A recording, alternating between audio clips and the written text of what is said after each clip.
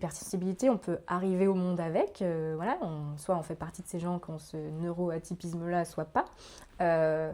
Mais l'hypersensibilité, on peut l'acquérir, et puis du coup, on peut l'acquérir en renforçant ce qu'on avait déjà au départ. C'est-à-dire que quand on a des traumas, quand on est dissocié, notre système nerveux va être encore plus activé et va intensifier l'hypersensibilité, cette hypervigilance qui fait qu'on va capter plus d'informations. Et si ça dure des années sans être traité, ça peut mener à ces expériences de porosité que moi je vis. Donc forcément, cette hypersensibilité, plus jeune, c'était un fardeau. Parce que j'étais très souvent épuisée, de la fatigue chronique, des tensions que j'expliquais pas, l'impression d'être écrasée par une charge, etc. Mais le chemin, c'est d'arriver à ne plus être en guerre contre ce qu'on est, mettre des limites, savoir quand est-ce que je suis dans le rouge, arriver à me connaître, etc. Petit à petit, ça devient un cadeau.